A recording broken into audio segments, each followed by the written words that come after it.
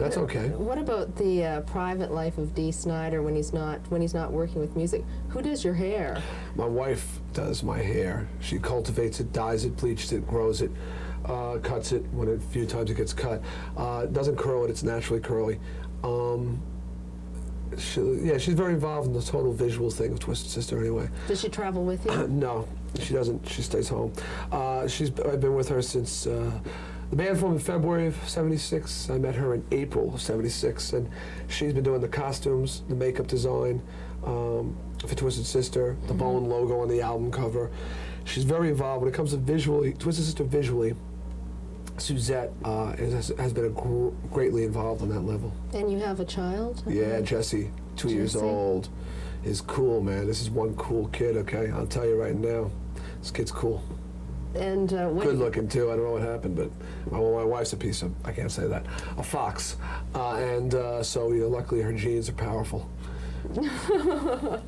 What about when your son gets a little bit older? Do you want him to aspire to be a musician as well, or would you prefer that he seek another avenue? I want him to be whatever he wants to be. I mean, for me to say he should be a musician is just like my father saying I should be a cop. Did your father want you to be a cop? An insurance man. He wanted me to be a lot of normal things, Get these stupid ideas out of your head that you're going to be successful, he used to say, This ain't a dream world, pal. This is real life, Yeah, good old dear old dad. I really shook him up, boy, when we broke. You can't believe it. We're successful. Now he's a Twisted Sister fan. It's pretty disgusting. Do you relate to him now? Oh, yeah. Well, I got out of the house, got some distance. You start to understand why they're the way they are. When you're in the house and you're being, constantly fighting, you can't step back. And so I understand, I don't excuse some of the things that they did and the way they did it, but I understand, things better. No, but my son, I don't expect him to be a rocker. I fully expect he'll be something that'll really embarrass me. Probably a preppy. You have preppies up here? He'll probably wear those alligator shirts and have corduroy pants and those, the top-siders they call them, whatever, and the gee, Dad, and really short hair and glasses, and it's really disgraceful the way. And I'll be embarrassed and humiliated because he's listening to Spandau Ballet records, and I can't stand Spandau Ballet, and. But he'll probably do it just because he doesn't want to be his father. He doesn't want to be in my shadow. He wants to have his own identity. And I hope I'm smart enough to realize this. I know I will be, and to let it happen. Growing up is just that. You go through a lot of changes, you're experimenting, you're trying things, you're trying to find your own way. Parents who try and stop this from happening are only making it worse. I'm not saying, Mom and Dad, listen to me, I'm not saying the kid's doing drugs or the kid's drinking or stealing. That's something you gotta get involved in. But if we're talking about a type of music he wants to listen to, or a way they dress or cut their hair, it's not hurting anybody. It's just let them do it. My parents physically stopped me from doing it till I was about, since I was 17. They shaved my head at one point, had a baldy. They stopped me from dressing. They took my stereo. They stopped me from rehearsing with bands. And here I am. I'll be 30 in February, and I'm the way I am. I probably would have gotten through it, and it would have been like a stage I went through if they had just let it slide. But they had to fight it, and they had to make it worse than it was. And now I'm just permanently messed up. Thanks. So my kid, I'll give him $5 when Motley Crue comes over and say, go to a movie. You're so embarrassing. I don't want Nikki Sixx to see what you look like, but that's part of life. I heard that Sammy Hagar's daughter is like a new wave fan, and she hates his music. Is that right? Yeah, and he's totally embarrassed. It's okay, Do you travel very often? Do I travel? Overseas. I just got back, yes. We broke out of England and Europe. Yes, you did. And we're very big now in Australia, New Zealand, Japan. I just came back from a world promotional tour. I was all over the place. What did you think about Japan? I always ask that question because I used to live in Tokyo myself. Did you? Yeah. I thought, can you speak Japanese? Really? That's interesting. My father's Japanese. Oh, he is? Yes. Wow. Funny you don't look it. No. My mother's Swedish. Wow. That is too weird. Okay, I'm sorry. If you've been to Sweden and you've been to Japan, Genki desu ka? So I learned a few things. Genki desu Yes. ka, genki desu. I learned gomenasai, because I was always doing something wrong. That means I'm sorry. All right. What else did I learn? I learned a bunch of things. I also learned Godzilla. That's Godzilla. I'm very big on Godzilla, folks. Japan, they have amazing Godzilla stuff. You can't get good Godzilla in the Americas. I mean, I got like some of the greatest Godzilla paraphernalia. But I found Tokyo to be the closest thing to New York City that I've ever seen. Yes, it It is. is New York. I mean, the people look different, but the feel, the pace. The beat is There New was York. bums in the park. I mean, it was great. You know, I really enjoyed it. But the people have sort of a culturally very quiet. You know, in a way, they're intense, but they're very polite and very nice. A lot of presence. They shower you with gifts Yes. all the time. I came home, I had to buy a new suitcase for all the gifts they gave me and my wife and my son. And there's a Jesse fan club over there. They love Jesse. They saw some pictures of him in a magazine, and there's some sort of Jesse Snyder fan club. And I really enjoyed Japan. We're going back there in March. Oh. Yeah. When's the next album going to be released?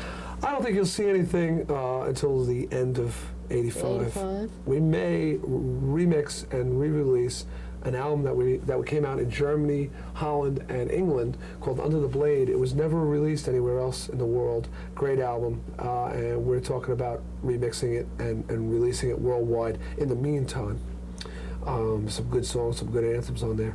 But the new album, I don't think we'll start working on that until July. How about the British audience? Do you prefer them to the American one?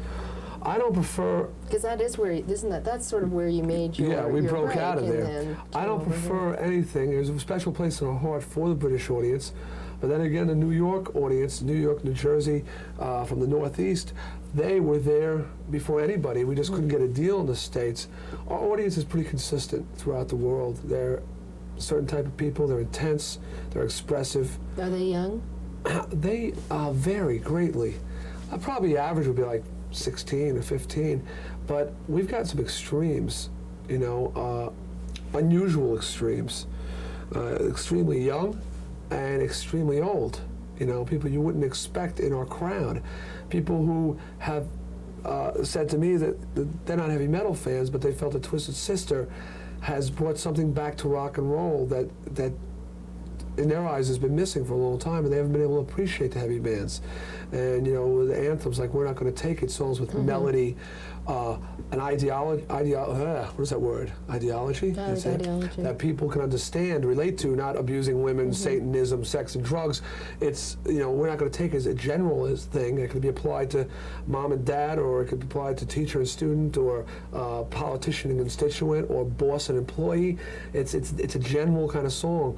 And again, most of all, I think that the fun aspect of Twisted Sister that we always keep in our show, in our music, and the positive aspect that we're trying to encourage a positive thing from people. We approach rock and roll as a positive thing, which it is.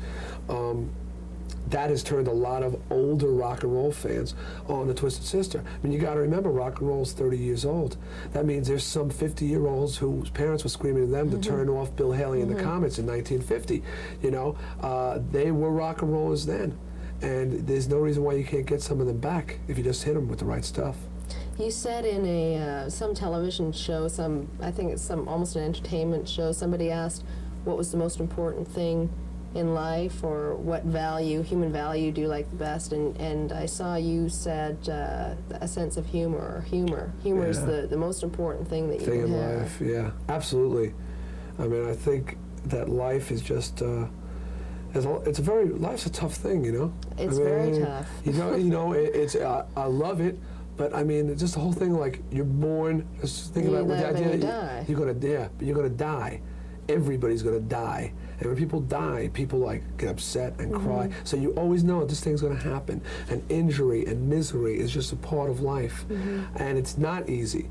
No, I mean, you can either take it positively or negatively. I look at it positively, and you know, but there are people who look at it negatively. But a sense of humor helps you to keep that positive look. If you can step back and see the humor in everything, in yourself, in others, in serious situations, when everything's going wrong, if you can step back and laugh, just the idea how everything's going wrong, it just makes life so much better. And I feel very sorry for people who don't have a sense of humor Yeah, I and have a can't problem. have I fun. find everything's humorous, so I don't think I'll ever get anywhere in life. That's not true. I mean, well, I understand it can get, that could be bad. I felt like John Lennon, for example. I mean, this is kind Excuse of. me, can we change tape before we mess this? Yeah, go ahead.